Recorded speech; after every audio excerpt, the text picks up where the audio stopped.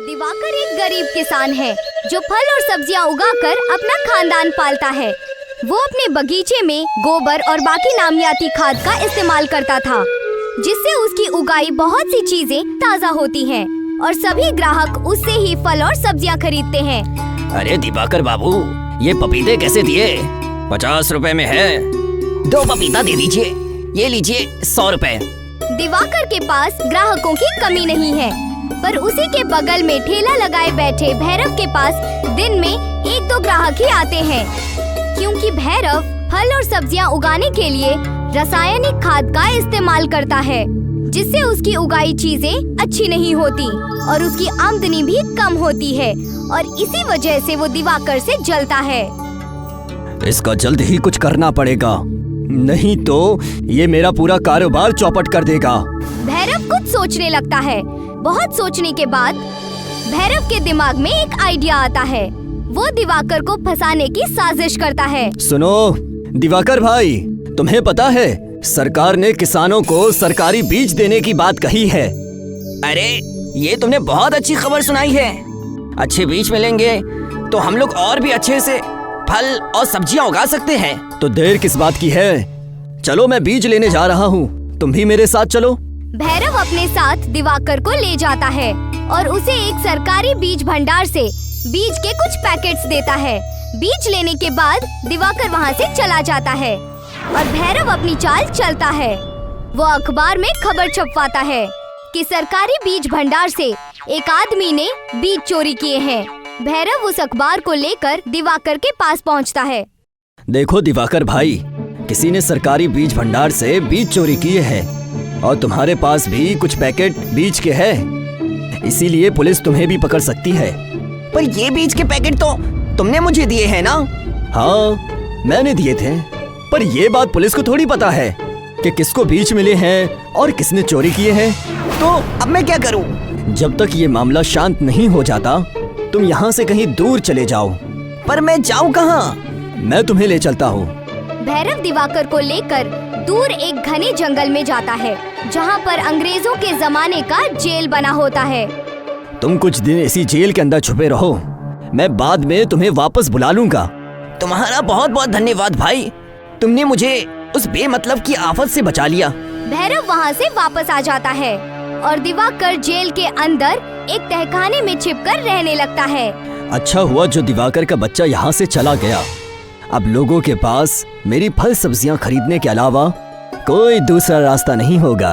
और भैरव महंगे दाम पर फल और सब्जियाँ बेचने लगता है। भाई साहब, आलू कितने रुपए किलो है? 100 रुपए किलो। पर ये तो बहुत ज्यादा महंगा है। मैं तो ऐसे ही बेचूंगा, नहीं लेना है तो जाकर शहर से खरीद कर लाओ। ग्राहक को मजबूरी में भैरव से सब्जियां खरीदनी पड़ती हैं। दिवाकर के न होने का भैरव पूरी तरह से फायदा उठाने लगता है। इसी बीच कुछ चोर शहर के एक बड़ी सी सुनार की दुकान से सोना चुराकर शहर से दूर जंगल की ओर आते हैं। जंगल में चलते हुए उन्हें ये पुरानी जेल दिखती है। सभी आकर इस जेल के पास खड़े हो जाते हैं। इस सोने को छुपाए कैसे? कुछ तो नया उपाय ढूंढना पड़ेगा। अगर पुलिस ने पकड़ लिया तो समझ लो जेल में चक्की पीसनी पड़ेगी। क्यों ना हम इस सोने को गलाकर ईंट बनाए और इसे जेल के बाहर से लगा दे, इससे पुलिस को कोई सबूत भी नहीं मिलेगा। हाँ ये तो बहुत अच्छा सुझाव है।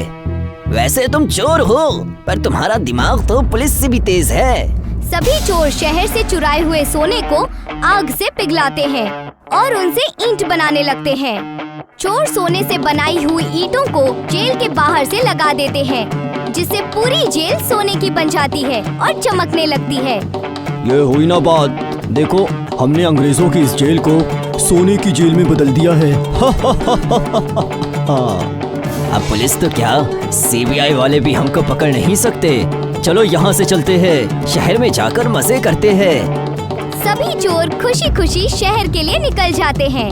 दूसरी ओर कुछ दिन बीत जाने के बाद भैरव दिवाकर को देखने के लिए जंगल में आता है। वो जेल के अंदर जाता है और जोर से आवाज लगाता है, बाहर आ जाओ दिवाकर भाई, मैं भैरव हूँ। भैरव की आवाज सुनकर दिवाकर जेल के तहखाने से बाहर आता है। अच्छा किया भाई जो तुम मुझसे मिलने आ गए, नहीं तो मैं यहाँ पर घुट घुट कर मर ही जाता। भैरव दिवाकर को देखता है और अपने मन में सोचता है, तू मर जाएगा तो मेरा तो फायदा ही फायदा होगा। भैरव के मन में दिवाकर को धोखा देने का ख्याल आता है। वो दिवाकर से कहता है, अरे भाई, क्यों मरने की बात कर रहे हो? अगर तुम्हारा दम घुट रहा है तो चलो, मैं तुम्हें नदी के पास ले चलता हूँ। वहाँ पर कुछ देर ताज़ी हवा पर बैठते हैं और वैसे भी तुमसे कुछ बात करनी है। दिवाकर और भैरव जैसे ही जाने के लिए मुड़ते हैं, तभी वहाँ से एक सोने की ईंट नीचे गिर जाती है, जिसकी आवाज सुनकर ये दोनों रुक जाते हैं। भैरव देखता है कि ईंट बहुत चमकदार है। वो पास जाता है और ईंट को उठाता है। ये तो सोने की ईंट है। भैरव जेल की ओर नजर घुमाता है तो देखता है पूरी जेल सोने के ईंटों से बनी है। ये देखकर भैरव बेहद खुश हो जाता है। उसको खुश होता हुआ देख दिवाकर उससे पूछता है, क्या हुआ भाई, तुम बहुत खुश नजर आ रहे हो? भैरव ईंट को पीछे छुपाते हुए हड़बड़ी में कहता है, कुछ नहीं, तुम जाओ यहाँ से। आपने तो कहा कि हम दोनों नदी के किनारे ताज़ी हवा में जाएंगे और आप मुझसे कुछ बात करना चाहते हो। मैं ये कह रहा था कि पुलिस ने उस चोर को पकड़ लिया है, जिसने बीज भंडार में सरकारी बीज चुराया था। अब तुम्हें कोई खतरा नहीं है। जाओ, तुम अपने घर जा सकते हो।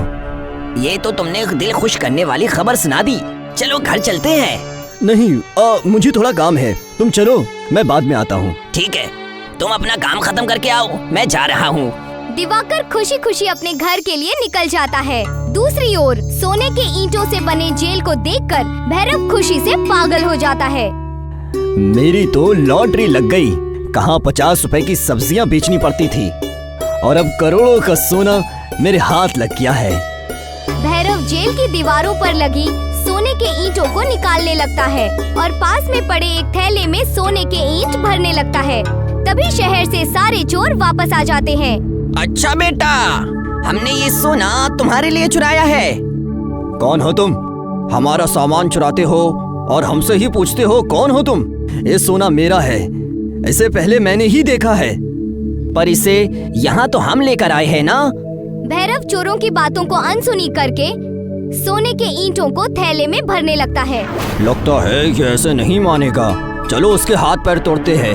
तीनों चोर मिलकर भैरव को मारने लगते हैं।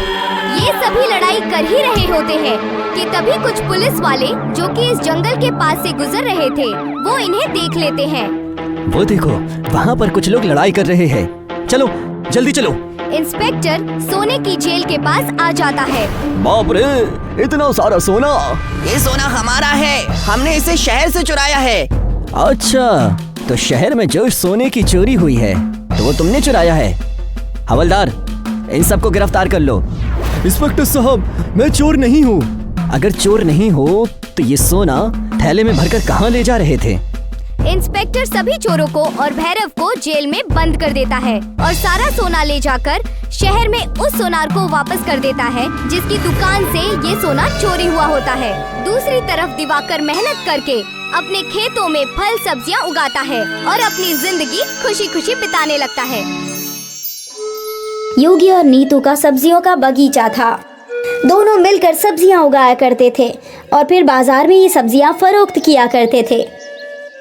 सब्जियां, ताज़ी ताज़ी सब्जियां, आलू, गोभी, मटर, टमाटर, ताज़े ताज़े। आलू 15 रुपए किलो, मटर 30। उनकी ताज़ी सब्जियों की बाजार में अच्छी मांग थी। कुछ ही देर में उनकी सारी सब्जियां खत्म हो जाया करती थी और वो लोग घर लौट जाया करते थे। घर पे उनकी बेटी रानी उनका इंतजार किया करती थी। रानी बीमार थी, इसलिए वो ज्यादा से ज्यादा वक्त आराम ही किया करती थी। अम्मी, अब्बू, मैं आपका इंतजार कर रही थी। आप मेरे लिए पकोड़े लाए हैं क्या? नहीं बेटा, आज बाजार में पकोड़े वाला आया ही नहीं। तुम्हारे लिए पकोड़े तो नहीं लाए, लेकिन ये देखो। वाह, आम! रानी को तली हुई चीजें बेहद पसंद थी, लेकिन वो चीजें उसके लिए जहर थी। रानी के दिल में छेद था और उसके ऑपरेशन के लिए ही उसके वालिदैन इतनी मेहनत कर रहे थे और हर रोज की कमाई से वो लोग ज्यादातर पैसे अलग कर दिया करते थे। आपको क्या लगता है, कब तक हम पैसे जमा कर पाएंगे? मालूम नहीं, लेकिन हम कोशिश करते रहेंगे। रानी योगी और नीतू की जान थी। वो किसी भी हालत में बस रानी को ठीक करना चाहते थे। रोज सुबह 5 बजे दोनों खेतों के लिए निकल पड़ते थे। सुबह 9 बजे तक खेतों का सारा काम निपटा कर बाजार के लिए रवाना हो जाते थे और यहाँ बाजार में घंटों कड़ी धूप में खड़े रहकर सारी सब्जियाँ बेचा करते थे। एक रोज की बात है, नीतू और योगी खेतों में काम कर रहे थे। क्या तुम आज तन्हा बाजार जा पाओगी? चली तो मैं जाऊंगी, लेकिन आप कहाँ जा रहे हैं?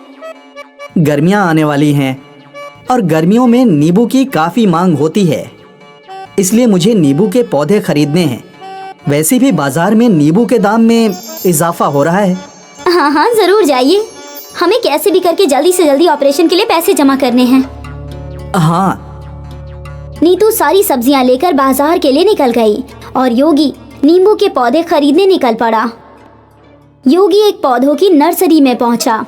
जी फरमाइए, मुझे नींबू के पौधे चाहिए। भाईजान, एक भी पौधे नहीं हैं, सारे फरोख्त हो गए। ठीक है। योगी दूसरी नर्सरी में गया। नींबू के पौधे हैं क्या? नहीं भाई, सारे खत्म हो गए। ठीक है। योगी कई और नर्सरी में गया, उसे कहीं भी नींबू के पौधे नहीं मिले। अरे अब क्या करूं? सोचा था नींबू को पौधे से नींबू उगाकर फरोख्त करूंगा तो कुछ अच्छे पैसे मिलेंगे, लेकिन मुझे तो एक भी पौधा नहीं मिला। योगी अपने सोच में चल रहा था, तभी उसका तवज्जो जंगल के बीच बने एक घर की जानिब गया। इस घर के बाहर बहुत बड़ा बगीचा था और पूरे बगीचे की हालत बेहद खराब थी। एक ज़ईफ़ा खातून बड़ी मुश्किल से इस बगीचे की सफाई करने की कोशिश कर रही थी। योगी उस ज़ईफ़ा खातून के पास गया। क्या हुआ अम्मा? तुम्हारा बगीचा इतना बड़ा है, लेकिन इसकी ऐसी हालत कैसे हो गई? अब क्या बताऊं बेटा, मेरे पास बड़ा बगीचा तो है, लेकिन इसकी देखभाल करने वाला कोई नहीं है। देख मेरी हालत, मैं ज़ईफ़ा भला कैसे इतना काम तन्हा कर सकती हूँ। कोई बात नहीं अम्मा, मैं तुम्हारे बगीचे को साफ कर देता हूँ। और योगी बगीचे की सफाई में लग गया। उसने जंगल के पौधे काटे, मुरझाए हुए पौधों को निकाला और सारे पौधों की मिट्टी की अच्छे से सफाई की। सारे पौधों में पानी डाला। अम्मा, अब लग रहा है ना ये बगीचा बिल्कुल साफ सुथरा? तेरे हाथों में तो जादू है बेटा। अम्मा, मैं भी तो किसान ही हूँ, मेरी भी सब्जियों का बगीचा है। अच्छा है। ठीक है अम्मा, अब इजाज़त दीजिए। अरे रुक रुक बेटा। ज़ईफ़ा खातून अपने घर में गई और एक पोटली उसने योगी के हाथ में रख दी। ये क्या है? नींबू के बीज है। तुझे नींबू उगाने हैं ना? जा, इन्हें ले जा और अपने बगीचे में बो दे। आपको कैसे इल्म हुआ कि मुझे नींबू उगाने हैं? मुझे सब इल्म है, मैंने धूप में अपने बाल सफेद नहीं किए हैं। योगी ने वो पोटली ले ली और अपने घर की जानिब चल पड़ा। योगी घर पहुंचा तो नीतू कब्ल ही पहुंच चुकी थी। बड़ी देर लग गई आपको, और नींबू के पौधे कहाँ हैं? किसी भी नर्सरी में नींबू के पौधे नहीं मिले। घर लौट रहा था तो जंगल में एक घर नजर आया जिसके बाहर एक बड़ा बगीचा था। एक ज़ईफ़ा खातून तन्हा बगीचा साफ कर रही थी, तो मैंने उनकी मदद कर दी और उसी में देरी हो गई। ठीक है। और ये देखो, उस ज़ईफ़ा खातून ने मुझे नींबू के बीज दिए हैं। मालूम नहीं उन्हें कैसे इल्म हुआ कि मुझे नींबू उगाने हैं। अजीब है। खैर छोड़िए, कम से कम हम इन बीजों को बो देते हैं। इस बरस नहीं तो अगले बरस नींबू के पौधों पर नींबू आ ही जाएंगे। हाँ, वो भी है। अगली सुबह योगी ने कुछ गड्ढे किए और उसमें नींबू के बीज डाल दिए और गड्ढों में मिट्टी भर दी। नीतू, जरा इन्हें भी पानी डालो। हाँ आई। नीतू ने जैसे ही उस जगह पर पानी डाला तो उन बीजों से फौरन पौधे उगने लगे। दोनों हैरान हो गए और पौधा उगते ही उन पौधों पर नींबू लटकने लगे। लेकिन ये नींबू अलग थे, नींबू कुछ ज्यादा ही चमक रहे थे। इतने चमकदार नींबू? योगी ने एक नींबू तोड़ा तो वो हैरान हो गया। वो नींबू सोने का था। नीतू, ये तो सोने का है, सोने का नींबू। सारे पौधे पर सोने के नींबू उगे हुए थे। योगी और नीतू के तो नसीब ही खुल गए। योगी ने वो सारे नींबू सोनार को फरोख्त कर दिए और उनसे उसे ढेर सारे पैसे मिले। इन पैसों से उसने अपनी रानी का इलाज करवाया। मुबारक हो, ऑपरेशन कामयाब हुआ। अब आपकी दुख्तर किसी भी आम बच्चे की तरह खेल कूद सकती है। ये सुनकर योगी और नीतू की आंखों में अश्क आ गए। योगी ने एक बड़ा बगीचा खरीद लिया और एक बड़ा घर भी। उनकी जिंदगी पूरे तरीके से बदल गई। नीतू, हमें उस ज़ईफ़ा खातून का शुक्रिया अदा करना चाहिए। हाँ, यकीनन। योगी नीतू और रानी को लेकर जंगल गया। वो घर तो यहीं था, यकायक कहाँ चला गया? वहाँ कोई घर नहीं था। योगी की मदद किसने की इसका इल्म उसे भी नहीं था। उसने ऊपर वाले का शुक्रिया अदा किया और खुशी खुशी अपनी जिंदगी जीने लगा। विजयनगर में रघुनाथ नाम का एक मजदूर था जो रोज मजदूरी करने अपने कस्बे से दूर शहर जाया करता था। रघुनाथ की बीवी लक्ष्मी थी और उनके 2 बच्चे थे, महेश और आशा।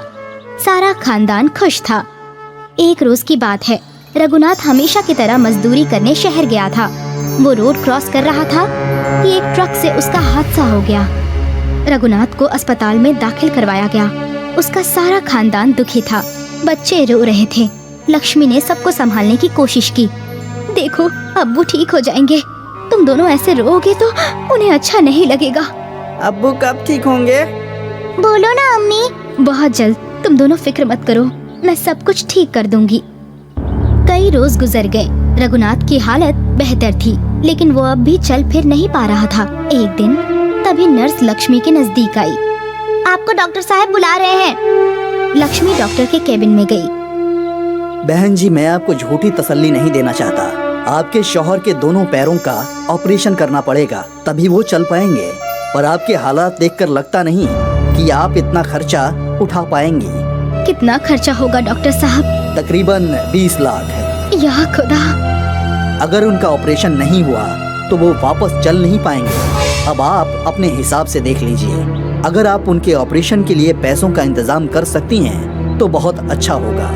जी डॉक्टर साहब, मैं कोशिश करती हूँ। लक्ष्मी सोच में डूब गई कि वो कैसे अपने शौहर का इलाज करवाए। वो बच्चों के साथ घर गई और अपने जेवर देखने लगी। ये तो बहुत कम है, इससे तो 1 लाख रुपए भी नहीं आएंगे। घर भी संभालना है और इनका इलाज भी करवाना है। कैसे होगा ये सब? लक्ष्मी अपने जेवर देख ही रही थी कि उसके दोनों बच्चे उसके पास आए। अम्मी, क्या तुम ये मंगलसूत्र और कंगन बेच दोगी? और कोई रास्ता नहीं सूझ रहा है बेटा। अम्मी, अगर हम सब मिलकर पैसे कमाए तो? कैसे? आप बहुत अच्छी इडली बनाती हो अम्मी। अगर हम लोग इडली का ठेला डाल दे तो? वो तो हम कर सकते हैं, पर क्या उससे इतने सारे पैसे जमा होंगे? 20 लाख। अम्मी, कोशिश तो करके देखते हैं। ऊपर वाले ने चाहा तो जल्द से जल्द पैसे जमा हो जाएंगे और अब्बू का इलाज भी हो जाएगा। बहुत बड़े हो गए हो तुम दोनों। चलो इडली के कारोबार की तैयारी करते हैं। लक्ष्मी और बच्चे घर में चीजें इकट्ठी करने लगे। ये रहे चम्मच और प्लेट्स। ये रहा चूल्हा। ये रहा इडली का कुकर, पर मुझे लगता है ये छोटा है। ठेले पर अगर ज्यादा लोग आ गए तो फटाफट इडली नहीं बन पाएगी। तो हमें क्या करना चाहिए अम्मी? हमें नया इडली का कुकर लेना होगा। मेरे पास थोड़े पैसे हैं, उसमें बड़ा इडली का कुकर आ जाएगा। इडली कुकर खरीदने के लिए तीनों दुकान पर पहुँचे। भाईजान, एक बड़ा इडली का कुकर दिखाइए। उस दुकानदार ने उन्हें एक कुकर दिखाया। इससे भी बड़ा चाहिए। बहन जी, इससे बड़ा इडली कुकर मेरे पास नहीं है। आजकल इससे बड़ा इडली कुकर नहीं बनता। ऐसे कैसे हो सकता है? लेकिन आप पुराना इडली कुकर खरीद सकती हैं। बगल में ही एक पुराने बर्तनों की दुकान है, उनके पास जरूर बड़े इडली कुकर होंगे। आप वहाँ देख लीजिए। ठीक है। लक्ष्मी और उसके बच्चे बगल वाली दुकान पर गए। वहाँ लक्ष्मी की नजर एक पीतल के बड़े इडली कुकर पर गई। भाईजान, वो बड़ा वाला इडली का कुकर कितने का है? वो पुराना वाला, वो 500 रुपए का है। ठीक है, वो मुझे दे दीजिए। लक्ष्मी और बच्चे वो बड़ा पीतल का इडली कुकर लेकर अपने घर आए। घर पहुंचकर, अम्मी, आपने यही इडली कुकर क्यों चुना? बगल में कितने चमकदार स्टील के कुकर भी थे, तो ये पीतल का ही क्यों? क्योंकि ये पीतल का है। पीतल में इडलियों का जायका और भी अच्छा हो जाता है। और तो और हमें ये बहुत अच्छे दाम में मिला। लेकिन अम्मी, हमें नया कुकर लेना चाहिए था ना। देखो ना, इस पे कितनी गंदगी है। आशा, ये पीतल का है, अभी इसे घिसूंगी ना तो चमकने लगेगा। ठीक है अम्मी। लक्ष्मी ने वो इडली कुकर धोया और वो चमकने लगा। अरे वाह, ये तो चमक रहा है। कहा था ना मैंने। और आशा, इसीलिए कहते हैं ओल्ड इज गोल्ड। माँ, इसमें इडली बनाकर देखो तो। हाँ हाँ, बनाती हूँ। लक्ष्मी ने उस इडली कुकर की थालियों में इडली का आटा डाला और उसे गैस पर चढ़ा दिया। अब हमें 8 मिनट इंतजार करना होगा ना अम्मी? हाँ बिल्कुल। दोनों बच्चे इडली बनने का इंतजार कर रहे थे। उन दोनों की नजर घड़ी के कांटे पर ही टिकी थी। जैसे ही घड़ी में 8 मिनट हुए। हो गया, 8 मिनट हो गया। हाँ हाँ, सब्र करो, खोलती हूँ। जैसे ही लक्ष्मी ने कुकर खोला तो कुकर के अंदर से रोशनी चमकने लगी। सफेद आटा सुनहरा कैसे हो गया? जैसे ही लक्ष्मी ने वो इडली बाहर निकाली तो वो हड़बड़ा गई। ये इडली पत्थर की कैसे हो गई? पत्थर की नहीं, सोने की। सोने की इडली? लक्ष्मी एक सोने की इडली लेकर जौहरी के पास गई और वहाँ उससे जांच करवाने लगी। ये खरा सोना है। ये सुनकर लक्ष्मी को अपने कानों पर यकीन नहीं हुआ। वो घर लौटी और ये बात अपने बच्चों को बताई तो वो खुशी से कूदने लगे। हमारे पास इतनी सारी सोने की इडली है। अम्मी, इनको बेचकर हम अब्बू का इलाज करवा सकते हैं ना? हाँ, ये इतना सारा सोना है कि हम सोच भी नहीं सकते बच्चों। कुछ दिनों बाद लक्ष्मी ने जौहरी को 2 सोने की इडलियाँ बेच दी और उससे मिले हुए पैसों से अपने शौहर रघुनाथ के पैरों का ऑपरेशन करवाया। रघुनाथ वापस चलने लगा। 2 और सोने की इडलियाँ बेचकर लक्ष्मी ने नया घर खरीद लिया। रघुनाथ और उसका खानदान नए घर में हंसी खुशी रहने लगे। आज भी वो इडली का कुकर लक्ष्मी के पास ही है, लेकिन वापस उसने कभी सोने की इडली नहीं बनाई। अम्मी, क्या हम वापस सोने की इडलियाँ नहीं बनाएंगे? नहीं, क्योंकि ऊपर वाले ने हमें जितना दिया है वो हमारे लिए काफी है। और वैसे भी आशा, अम्मी हमेशा बोलती है ना, लालच बुरी बला है। हाँ, और हमें लालच बिल्कुल नहीं करनी चाहिए।